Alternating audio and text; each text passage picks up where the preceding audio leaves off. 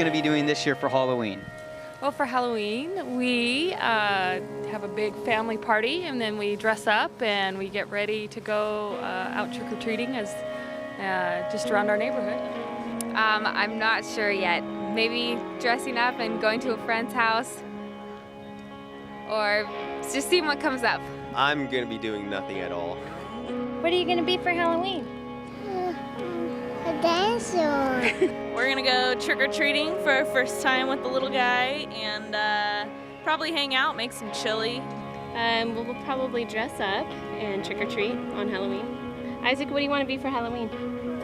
He wants to be a horse. Max wants to be Winnie the Pooh. And how do you think Halloween began? I'm really not sure. Yeah. To be honest with you, I don't really know for sure how Halloween, I don't remember. I just like all the fun traditions and the dressing up and all that good stuff. Someone had a crazy idea and they decided to create a holiday. I don't know. I have no idea. How about you? From the evil people. Oh, demons and all sorts of bad non-Christian things. It was, let's see, All Hallows Eve, and the next day was Saints' Day or something like that. I think it's I don't really know. The Church and Halloween. In AD 601, Pope Gregory the Great issued an edict to his missionaries. Basically, he said this: instead of changing the pagan worship, what you need to do is transform it into Christian worship. For example, if the pagans worship a tree, don't cut down the tree, make it a Christian tree, and have the people worship it as a Christian tree. If there's a building which is a pagan temple, don't destroy the pagan temple. What you do, you put holy water in it, you sanctify it, and then it becomes a Christian building. Therefore, you can put Christian symbols in it. As the word went out in the Roman Empire and the Christians started sending their missionaries out to these pagan buildings, here's what happened. We find that these pagan buildings now became Christian buildings. And these so-called Christian buildings were still used by the pagans for their worship. And so they worshiped the tree, they worshiped the icons in the building, but not as pagan icons, but as Christian icons. But see, herein lies the problem. They couldn't tell the difference. They didn't get rid totally of the pagan beliefs. So what we see is the paganism continuing on to this very day. And unfortunate as it is, our modern celebration of Halloween can thank Pope Gregory in AD 601 for its beginning, because this idea continued on through the church to this very day. The Roman Catholic Church wanted to get rid of all pagan influences. Part of the problem was the worship and celebration of Samhain on October 31st kept going on in the Roman Empire. And so at that particular time, what they decided to do is change one of the church days, one of the holidays, All Saints' Day, to make it on November 1st. And so instead of celebrating Samhain on November 1st, the people of the empire, the pagans, could celebrate All Saints' Day. So All Saints' Eve became All Hallows' Eve, or Halloween, which celebrates the hallowedness of the saints from November 1st. And so the evening before All Saints' Day, instead of a day where they worship Samhain, the Lord of the Dead, and all the Druid worship, what they did is supposedly acknowledge the saints of the Christian church. Yet the people didn't go for it. They still kept the vestiges of Samhain, of this pagan, Druid, Celtic holiday, where they would worship the dead, they would acknowledge the dead became mixed with the living. And so herein again lies the problem. The Christian church, instead of eradicating the belief, instead of not acknowledging this day, actually changed a church calendar day, All Saints' Day, from May 13th to November 1st, and therefore the eve of that became All Hallows' Eve, and it became a day when supposedly the saints were recognized. Yet again, the people continue to celebrate this day as a day in which witches came out, which goblins came out, which blackness came out. So what happened? Well, here we are in the 21st century, and we find the same type of celebration going on because the church made the mistake by listing that day as a special day, by acknowledging that day. You know, if they never would have acknowledged that day, the day would have probably passed. There would have been no such thing as Halloween. Certainly wouldn't have been called that. But because the church decided to compromise, here we are in the 21st century with Halloween, which means All Hallows' Eve, the eve before All Saints' Day. And what is it? It's not a day where the saints are acknowledged. It's a day where pagan worship is at its highest. In fact, according to the ancient tradition, the ancient beliefs of the Druids and there of the Celtic priests, it was a day when the netherworld became connected very closely with the world in which we live, where the dead spirits could come around and mingle with the living ones. And therein lies many of the traditions that we have with Halloween, which again came about when one of the popes and eventually the Roman Catholic Church decided, instead of eradicating the days, decided to make it part of the Christian calendar. Now, what do we find in the Bible? We find very clearly what God wanted to do when he came into these areas which the heathen prospered is to not learn the way of the heathen, according to Deuteronomy 18, but rather eradicate the heathen. Very clearly, Moses told the people in Deuteronomy chapter 18 to not learn the way of the heathen, to not practice in their heathen practices. We find later King Saul was told to destroy the Amalekites. He did not do it. He was supposed to destroy the entire nation. And instead of destroying them, he let them live. And what happened? We find eventually that it was an Amalekite who actually killed King Saul. So we learn a very valuable lesson here. If we don't eradicate evil, totally do away with it, someday, somehow it's going to come back and get us. And this is exactly what happened with the day Halloween, All Saints' Day, All Saints' Eve, All Hallows' Eve, a day when the church is supposed to acknowledge the dead martyrs of the church. And what happens? It becomes a day in which now Satan rules. It's a day where people are known for, it's a day when things are known for witches, ghouls, goblins, and the occult darkness, instead of what it was supposed to be, a day when Christ and his church was glorified. In ancient England and Ireland, there were two seasons which the people acknowledged. One was from May through October, which was summer. The other was November through April, which was winter. The first day of the year was November 1st, or New Year's Day. New Year's Eve was the day for a festival called Samhain, which is Gaelic for summer's end. At the end of summer, the people would gather together, have a harvest festival, build these bonfires. Now, the bonfires were lit to keep going through all winter to ensure the survival of the people. But the bonfires were meant to do something else. They were to appease the gods, because sacrifices were offered on these bonfires, not only animal sacrifices, but eventually human sacrifices, because they believed the gods or the spirits are the ones who allowed them to achieve their harvest. Plus, they prayed that winter would someday end. Therefore, by giving sacrifices to these gods, they hoped that the sun would come back sometime in April, so again, they could plant their crops and harvest it. So there was a very superstitious idea behind these bonfires with the original Samhain, or which became Halloween. So it's interesting, even today in the 21st century, when people light bonfires on Halloween, they have no idea that it went back to the ancient Celtic practice of not only keeping the bonfires burning through all winter, but also appeasing the gods, to whom they gave credit for not only the good crops, but for actually bringing the sun back at the end of April when winter was over. And so it's fascinating, isn't it, how many of the practices in modern day Halloween go back to the ancient Celtic civilization.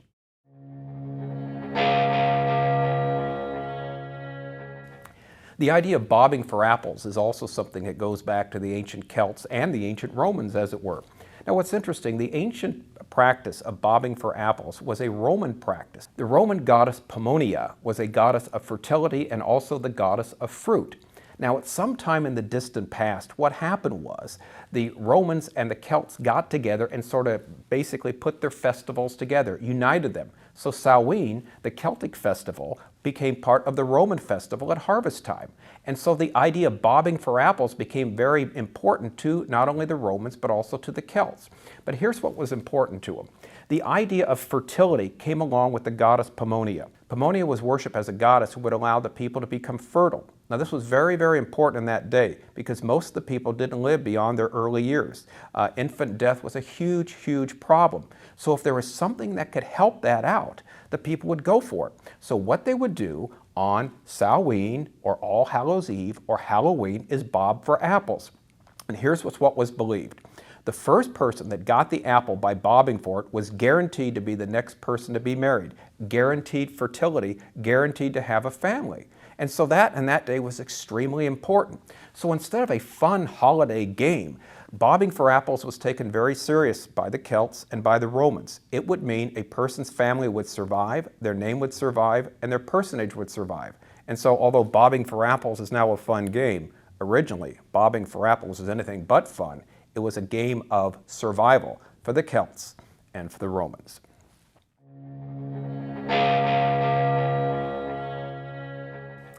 Let's talk about the jack-o'-lantern. The jack-o'-lantern story goes back to a sinner named Jack. Now supposedly Jack caught Satan up a tree at one particular time and he wouldn't let him down until Satan promised Jack that he wouldn't send him to hell. So consequently, Jack let Satan out of the tree because Jack was now told he was not going to go to hell. However, there was one problem. Jack was a sinner and couldn't get into heaven either. So Jack was doomed to wander his entire life and after his life in the spirit world, this earth, because he couldn't go to heaven, couldn't go to hell, trying to find his way through the dark nether world. So what happened was, supposedly an ember from hell itself was given to Jack to place inside a carrot or a turnip and eventually a pumpkin so he could find his way in the darkness. So the modern pumpkin with the light in it, the modern jack-o'-lanterns, is a representation of Jack, this sinner man trying to find his way in the darkness as he's trying to move about in this world between darkness and light. And Jack to this day supposedly hasn't found rest for his soul. So every time a jack-o'-lantern is lit, although people don't realize this, they're basically continuing the legend of Jack, the man who caught Satan up the tree, the man who told Satan that I'm not going to let you down until you say I'm not going to hell. Well, he didn't go to hell, but didn't go to heaven either. And to this day, as the story goes, Jack is wandering the earth with this little light inside the pumpkin, trying to find his way. Interesting, isn't it?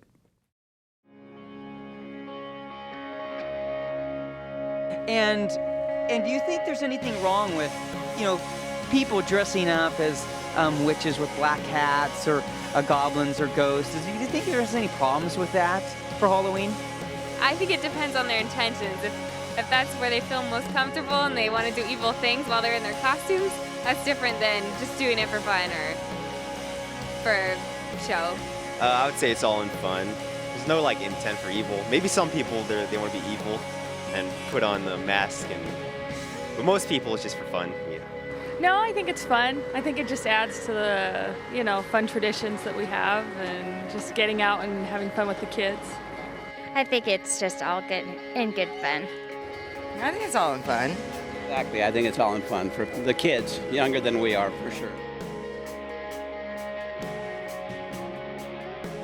The ancient Celts would go about house to house wearing masks, pretending they were the dead relatives of the people of the house. Now the people in fear would already leave out food for them. And so it eventually became a game where people would do trick or treat at the door. If the person was given a treat, then the house was spared. If they didn't give a treat to this dead spirit, then a trick was played on them, hence the origin of trick or treat. Now it's interesting how this came to America. In the 19th century, both the Irish and the Scots brought their traditions to America, which had a thing called Mischief Night. What they would do in their particular village is dress up wearing costumes and perform mischief or tricks on the people unless they were given a treat. And now what was interesting, on that night and that night alone, they weren't put in jail for any of their mischief. One night and one night alone, they could get away with doing the wrong thing. Now what happened was, as they began to come to America, they brought this practice to the people. And in the 1930s, America started practicing the trick or treating because of the Scottish and Irish immigrants. Now, what it came to be is a night, not of mischief so much, but also a night where kids would go out and get candy and say trick or treat, dressed up as ghouls, goblins, witches, and the such like. But this actually came from a 19th century Scottish and Irish practice in the European continent, which again goes back to the practice some 2,000 to 3,000 years ago of the ancient Celts, who would also dress up, go around the neighborhood and ask the people for a treat. If they didn't get a treat, they performed a trick on them. So interesting, here in the 21st century, it goes all the way back to, again, to the ancient practice of the Celts in their holiday of Samhain. Why do we have the colors orange and black at Halloween? All right, Halloween is done in the fall, and in the fall the leaves have turned the color of orange. And so orange was the natural color to associate with Halloween because the leaves would change. Also the pumpkin became a staple for Halloween, and the pumpkin of course is colored orange. So orange became one of the colors associated with Halloween. Now it's not too hard to figure out how black became associated with Halloween. Halloween doesn't start until evening, until the sun goes down on October 31st, till the night is black. The black cat, the black witch, all got associated with Halloween. So the colors orange and black were used together, melded together as a symbol of Halloween. Now here's what's fascinating. You won't see orange and black used together except on Halloween. People don't paint their houses orange and black. The colors are never associated with anything else. It's very clear orange and black are associated with Halloween and Halloween alone. And this is how we've come to the association of orange and black with the holiday of Halloween. Originally, we find that witches weren't part of the Halloween celebration. Eventually, they were incorporated into it. It was believed that witches performed their black arts once the church told the people that Halloween, or All Hallows Eve, was a day to acknowledge the saints. Well, these people who had borrowed the ancient Celtic practice of allowing the spirits to come into their lives on this particular day could not do it openly, so they started doing it in hiding.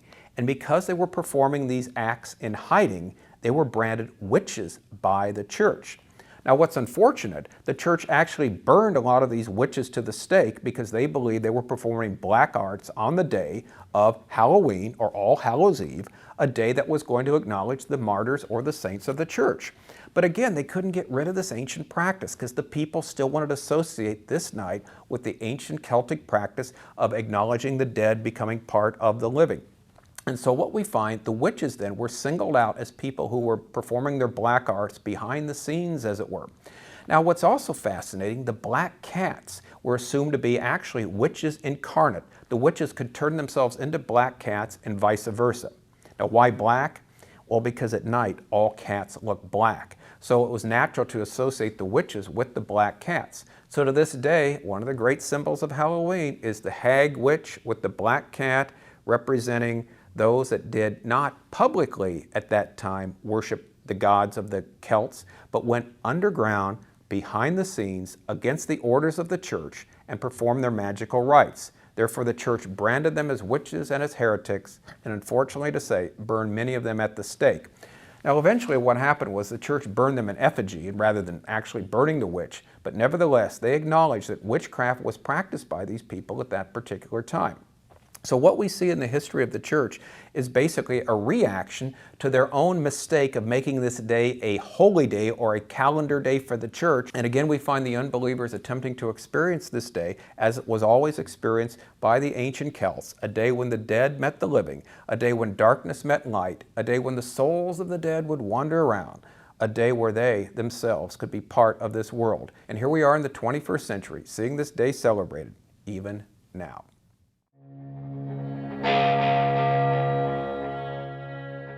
The reason bats and owls are associated with Halloween, they're nocturnal animals. It was believed that nocturnal animals could actually communicate with the spirits of the dead. And bats in particular, because they're creepy, ugly-looking creatures, were seen to be creatures associated with talking to the dead or talking with evil spirits. That's how bats and owls became associated with the Halloween celebration.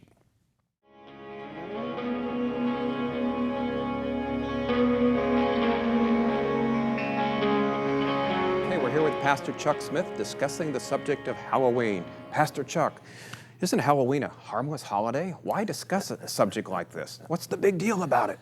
Well, actually, it is perhaps thought of as a harmless holiday. What's wrong with little kids putting on costumes and going around and ringing doorbells and saying trick or treat?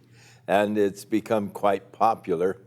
But looking at the origins of it, and as a Christian, should I be involved in things that have the origins? And of course, it goes way back in the ancient Celtic kind of practices, and it was originally called Samhain, and it was really a time in which they honored more or less the dead, or it was sort of, it was chosen in October the 31st as the beginning of death.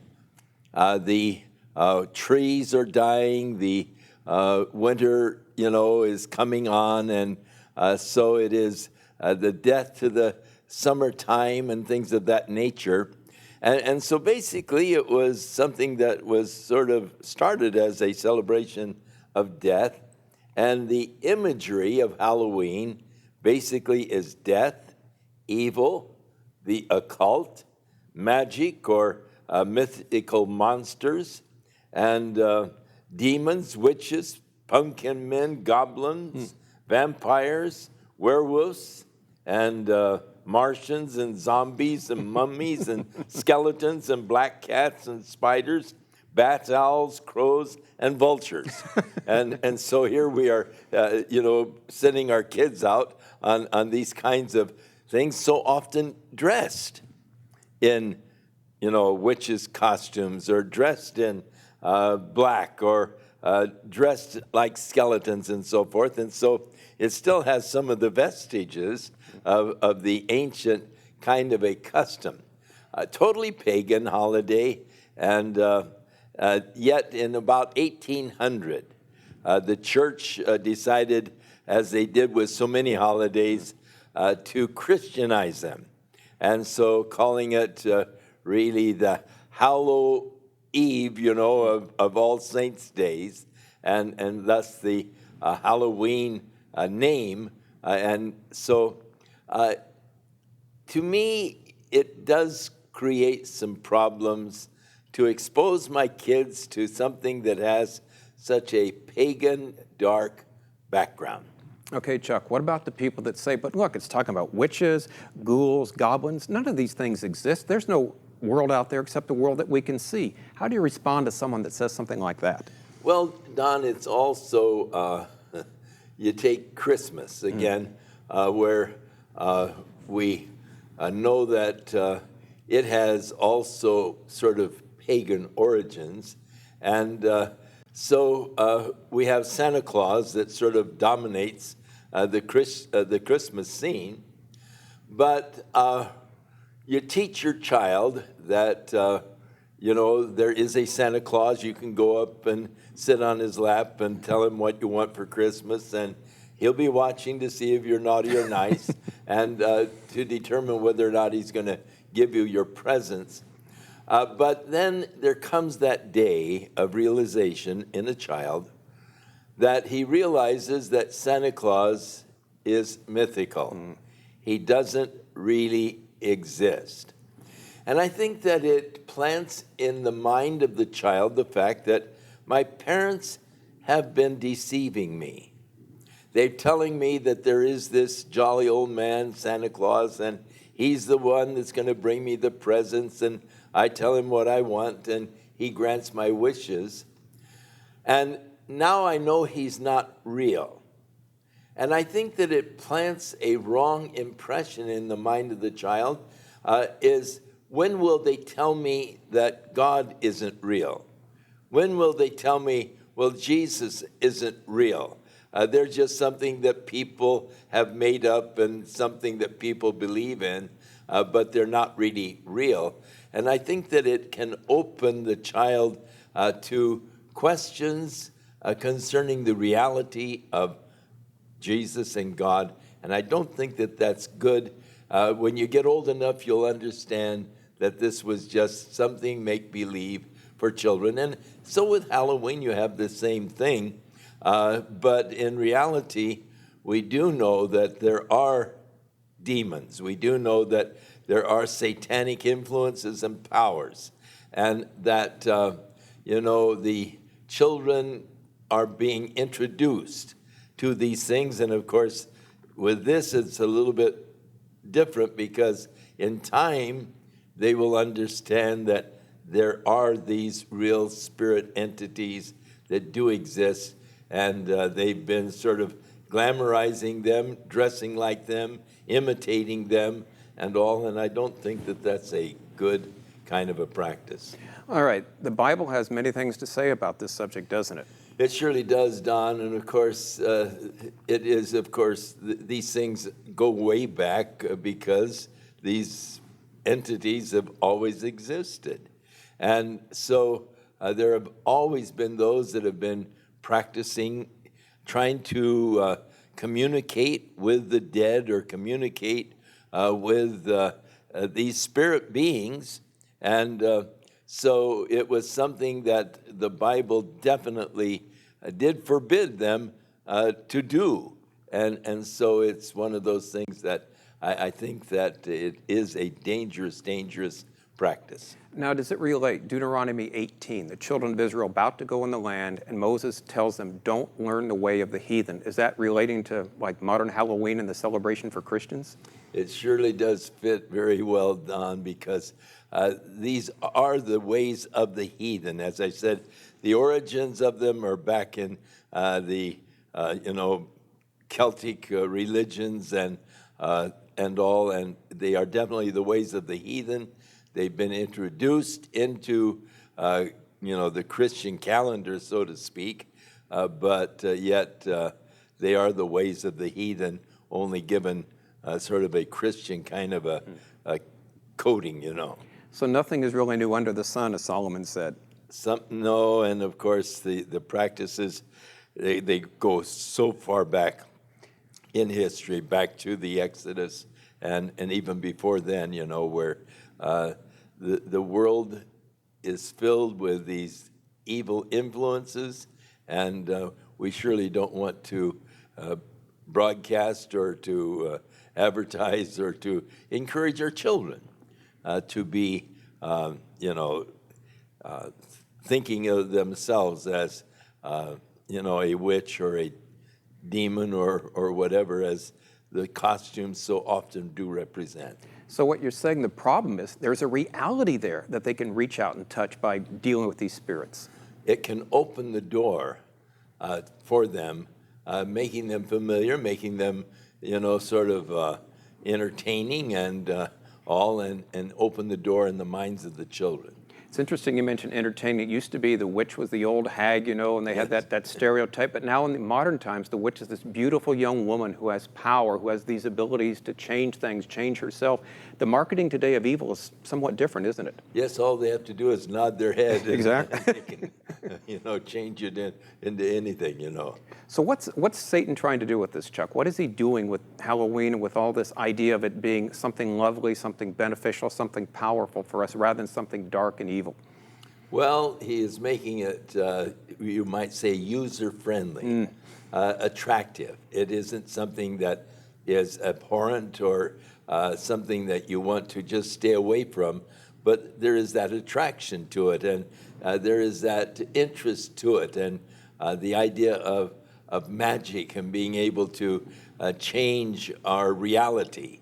And there's a lot of people that are interested in changing reality today, and thus it sort of opens the door to that whole area. Now, is the draw there something in each of us saying that we need the supernatural, that what we see in this world is just not enough? I definitely feel that there is that, the Bible speaks about God has put eternity in their hearts, and people are aware that there is more to the world than what we can see. And there is that curiosity in that which we do not know. And to sort of delve into that area is something that is appealing to man, as a mystery is appealing. And here is one, maybe we can solve it, maybe we can understand it more, and maybe we can actually communicate with the dead. Maybe we can actually have some kind of contact with these spirits and gain from the knowledge that they are able to give us. We have a situation down with the New Age movement and people called channelers, and supposedly channeling the thoughts of the ancients and of the wise men of the past, and by getting a contact with them can gain understanding and so forth. And, it isn't a child's play anymore. It's a lot of adults that are delving into this business of going to channelers and trying to learn the secrets of the past and so forth. And it is, again, something that the Bible definitely tells us to stay away from. So, Chuck, they must be getting some answers to continue in it, but not ultimate answers. Always, Don, and of course there are answers that keep you coming back and drawing you in and sort of tightening the noose around your neck until you find yourself choking to death.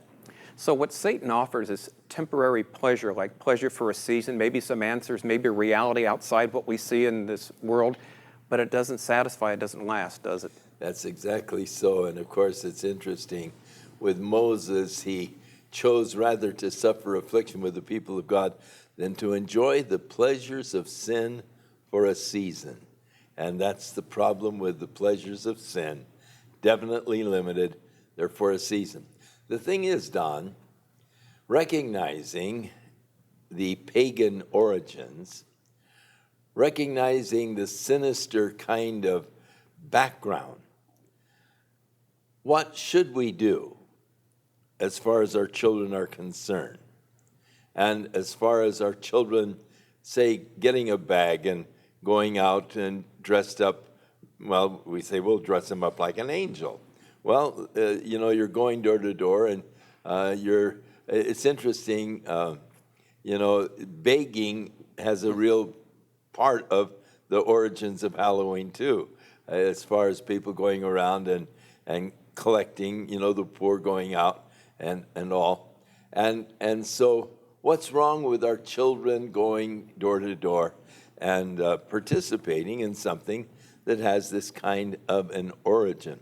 And you might address that, Don. Okay, one of the problems, of course, is that we're no different than anyone else, right? If we're going door to door like everyone else, we're not standing out. So I think one of the things Christians must do is have some type of alternative where at least we can stand out either when people come to our door, offer them the gospel of Jesus Christ, or as a church offer something that's an alternative either to Christians only or to the community. In other words, let's use this as an opportunity to bring people to Christ. I've heard people say, Pastor Chuck, well, we're going to give the devil this one night. We're going to shut the door, pull down the shades, and give him one night. I don't think we ought to give them one night. I think we ought to take this to engage people. When they come to our door, have them something for them that tells them the gospel of Christ, gives them the answers to the questions they want to ask. Show them, hey, this is real. This cult is real. But you're on the wrong team here if you're on the devil's side. He's the loser. And give them what Christ has to offer. So I think we need to take it and use it as an offensive weapon rather than a defensive weapon. And along that line, I was going to ask you this next question, which is perfect. When we read the Bible, we see Moses and Pharaoh, Pharaoh's magicians versus Moses, and all the way the comparison. There's power with the evil, but it's only limited in its power. Why don't you address like Moses and Pharaoh, and then Daniel and the soothsayers, what they could and couldn't do? Well, of course, it is interesting that with Moses, the Pharaoh had his magicians, and it is also interesting that so many of the occult today, they have books on the magic of Egypt, and they try and tell you how the Egyptian men did these things. In other words, how to produce these kinds of illusions, or I guess sometimes even more than illusions. But again, it's contacting this spirit realm and getting the spirits to respond and react, and so it's dangerous from the beginning. But with Moses, as God directed Moses in the various plagues, interesting that the Egyptians could, up to a point, sort of do the same thing. But with it, God was always superior. So that with Moses, he threw down his rod and it became a snake. They threw down their rods. How can you explain that they became serpents also?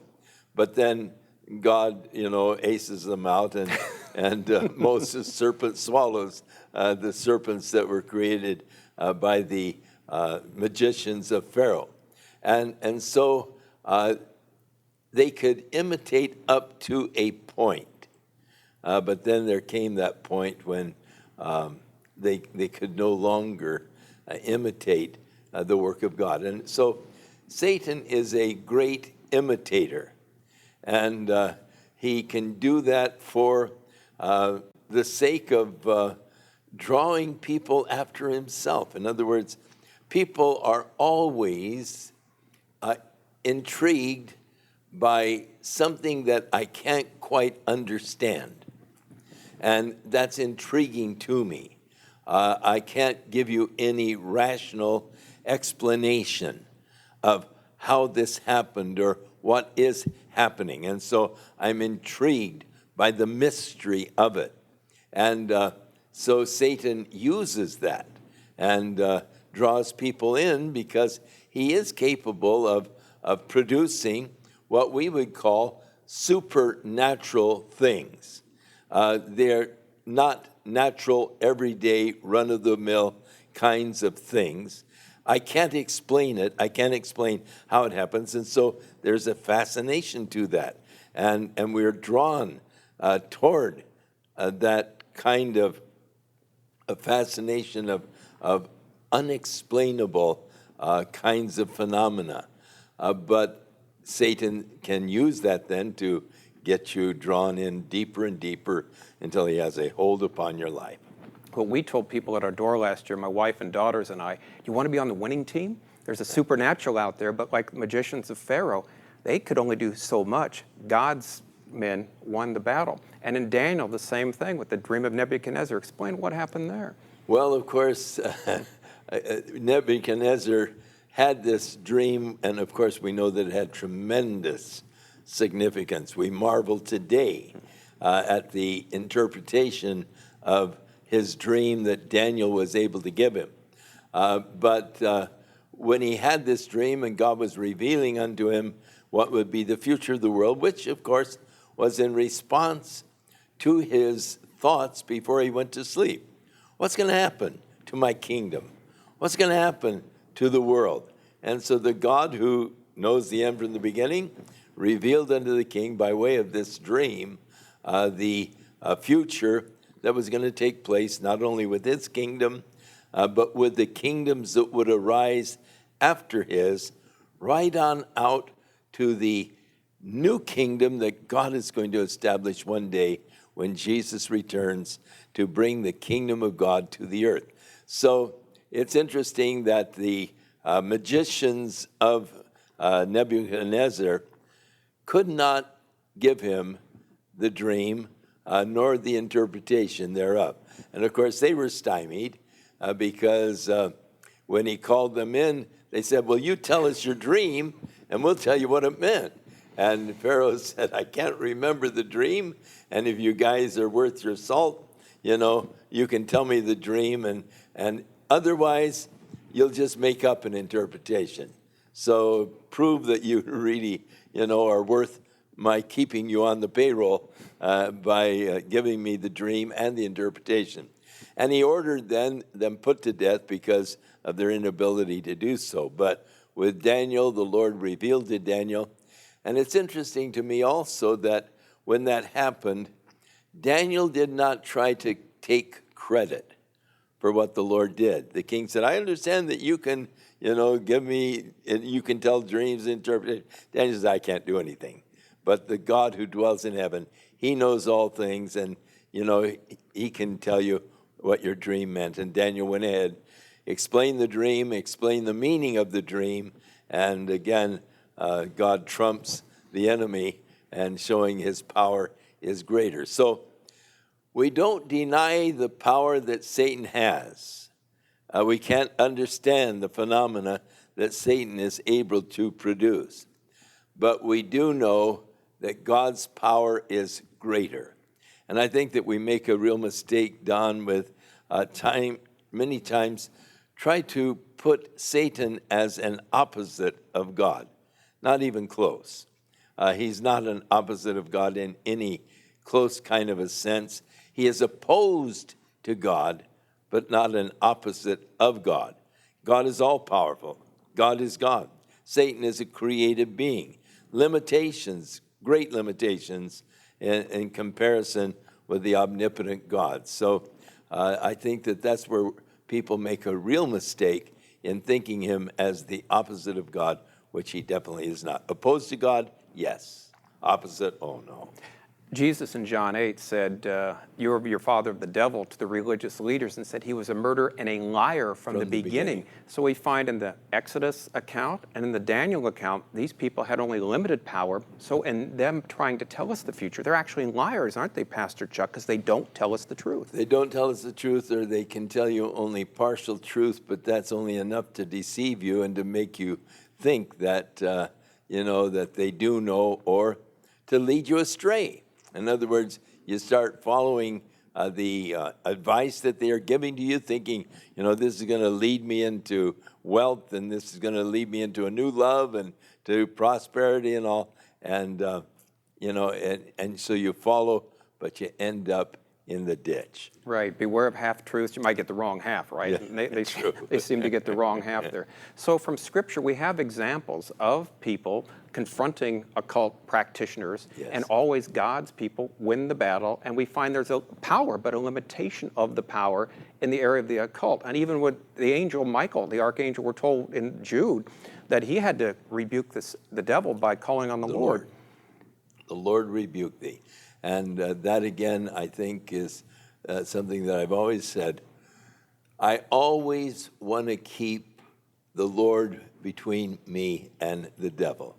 I don't like to face off with the devil myself, but always behind the Lord. And Lord, I have to go out and face the devil, so you go out and I'm right behind you, And I think that's a good place to be. But when we are sort of encouraging our children to mimic some of these things and to act out, there is a basic law of psychology, and that is if you act out a motion, you will gain the corresponding emotion. And so there's a real danger in having them act like a little demon or a little imp or a witch or whatever, because they act out the motions and they then develop the corresponding emotions, which we don't want to deal with. No, certainly acting it out is not enough, like on a video screen or something like that. They see it in the trick-or-treat, and maybe they think, I think I'll act it out in real life and see what it feels like to harm someone. They start with small animals, killing them, then other human beings. There was a recent poll in this one class of, I think, 9-year-olds, that were asked, what would you like to do with Halloween to act something out? And about 80% said, we'd like to kill somebody, because that is in there, and it's not enough just to act it out. They want to feel it, don't they? Yes. And of course, that we know is true all the way through, Don, in the areas of killing someone or in the areas of sexual exploitation and so forth. It always seems to follow. You can only act it out so far, and then you want to actually experience it for real. And of course, over and over again, we find that with fellows that have committed crimes that are so horrible, you can't even conceive in your mind a person being able to do some of the things that they have done. And yet it is only acting out what they have, thought of for a long time or even pretended for a long time, but then actually doing it to find the reality of it. So even a harmless thing like Halloween could get them started on something like that. That's the problem. It can start them off in that direction.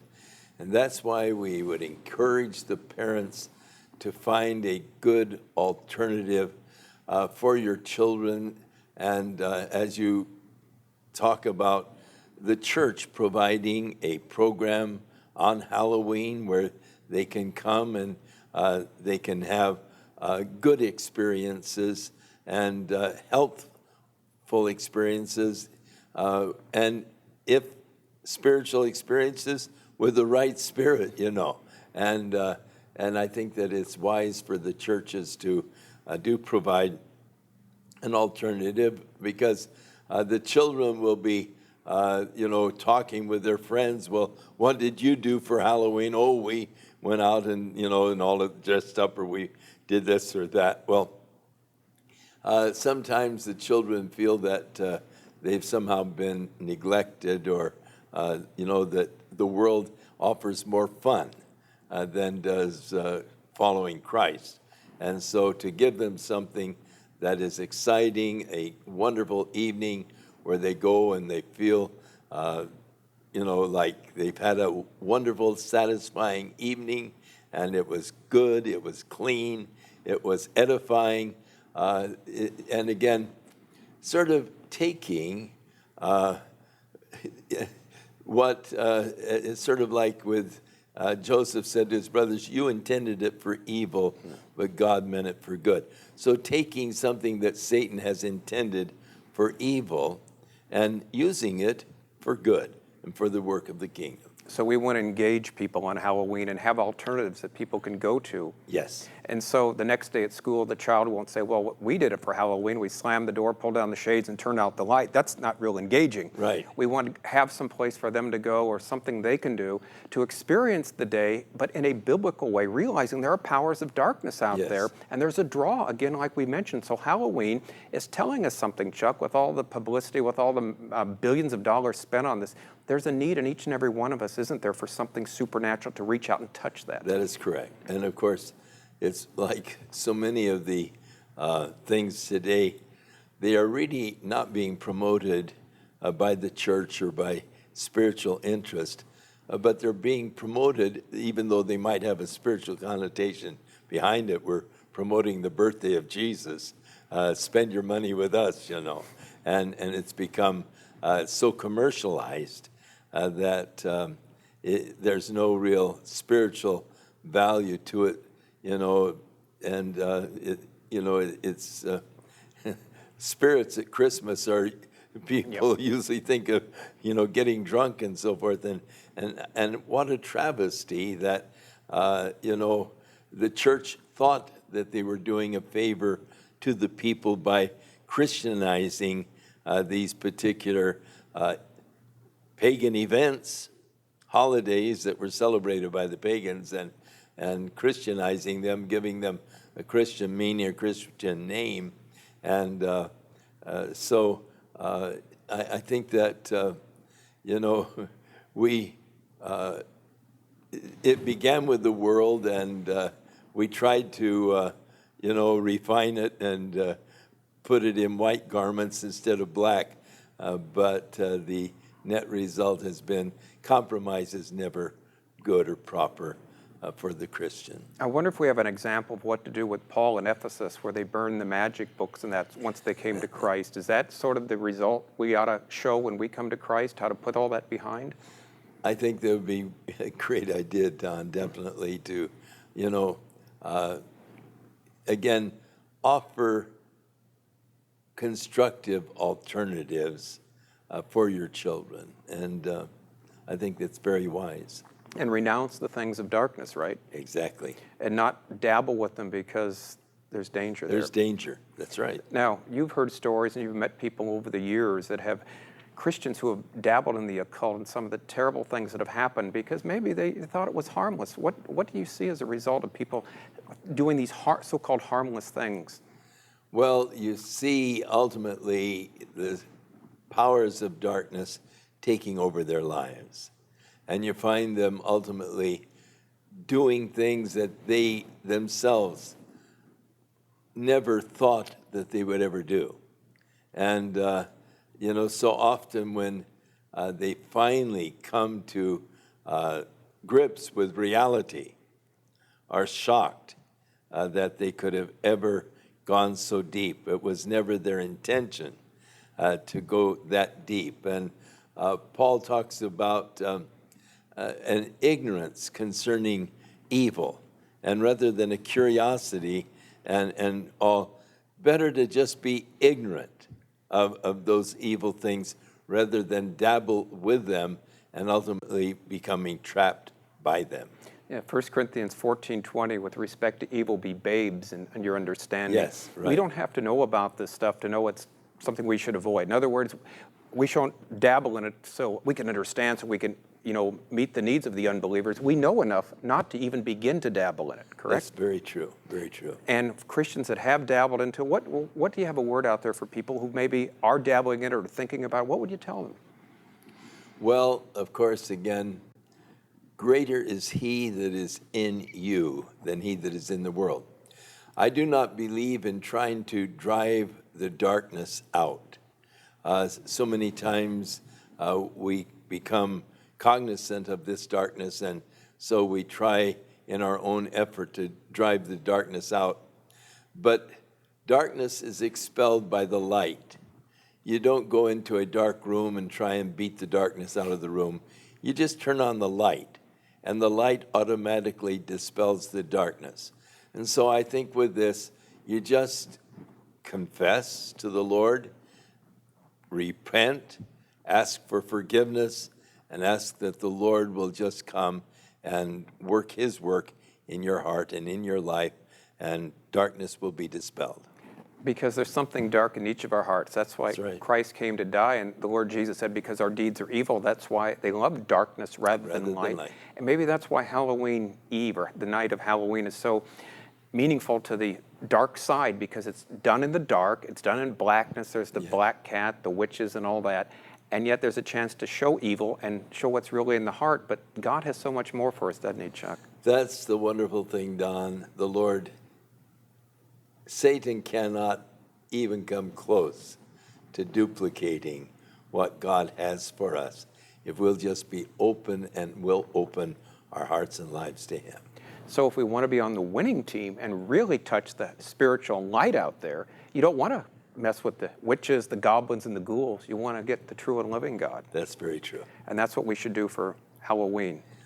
There used to be the song, accentuate the positive, eliminate the negative, and don't mess with Mr. In Between. And so, yes, the positive of Christ, and just accent that. So, Chuck, do you think because of the day and age which we live in, it's going to get, on the one hand, lighter and the other hand, darker? Oh, definitely, Don. It's happening already. Gray is disappearing, and it's either black or white. So would you speak to that for a moment? Why, as we're coming to the end of this age and we see the uptick of evil and darkness in that, we also see light coming to the forefront, why people have to make a choice these days, no more gray, black, or white? You know, it's been sort of the position of many people of compromise. And there is no compromise and can be no compromise with evil. And God will not, be a part of a compromise that you might be seeking to make. But he calls upon you to forsake the ways of darkness and to walk in the light as he is in the light. And thus we have fellowship one with the other as the blood of Jesus Christ is continually cleansing us of our sin. So if you have been guilty of compromise, then I would encourage you this day that realize it won't work, it won't fly.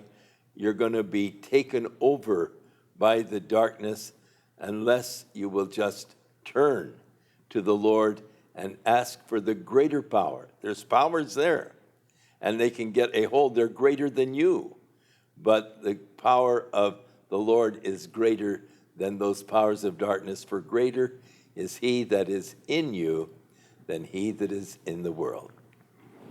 So the message this Halloween, get with the winning team. Right. And that's what the Lord Jesus. I like that. Because light dispels darkness. So let's not take the baseball bat and drive out the darkness. Let's just turn on the light. I love it. All right. That's what you should do this Halloween. Turn on the light. For Pastor Chuck Smith, Don Stewart, thanks for watching. Turn on the light.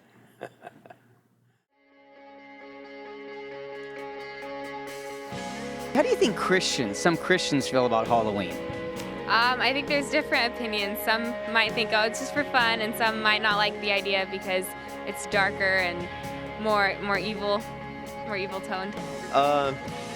Probably some hate it, and probably some just think it's okay. Probably, you got extremes on both sides. A lot of them that I know don't really believe in celebrating Halloween. They don't want to teach their kids those kind of things. But I'm a Christian, but I've always celebrated Halloween, and it's just a fun tradition. It's candy and fun. Costume, that's all it is. Exactly. I think that some believe that it's, it can border on, evil, and I think some believe that there's certain ways to celebrate it harmlessly.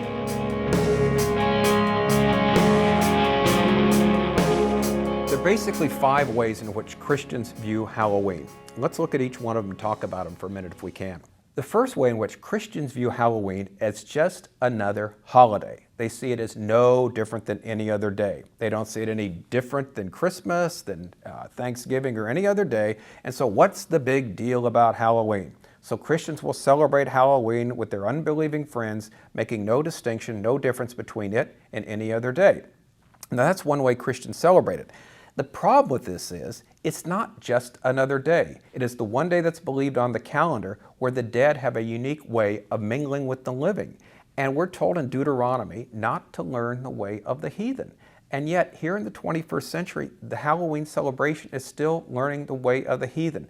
So even though Christians, well-meaning Christians, believe that Halloween has no significance whatsoever here in the 21st century, that it's some type of day, we can have a holiday, we're talking about fantasy, we're not talking about reality, it's still a problem because Halloween, for many people, is a celebration of darkness, celebration of the dead, celebration of witchcraft. So Christians having that view should really think about it because it's really not the best view to take in experiencing Halloween. There's another way Christians celebrate Halloween, and that is this. They are not going to participate in it at all. In other words, they think it's a pagan holiday, everything about it is pagan, godless, and so this one night we're going to give over to Satan. So here's what we do. We pull down the shade, we turn off the light, we slam the door, and we can't wait till the morning comes. We ignore this day, we pretend it doesn't exist, but we don't participate in it in any way, shape, or form. Now that's in contrast to Christians who put everything into Halloween and believe it's a day we can do anything. Now again, this is an extreme viewpoint. Halloween is a day that's there. We have to acknowledge it. We should engage the people.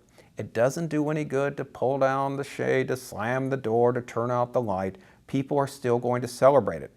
So the question is, how can Christians be effective in their experience, in their celebration of Halloween? Which brings us to our third point.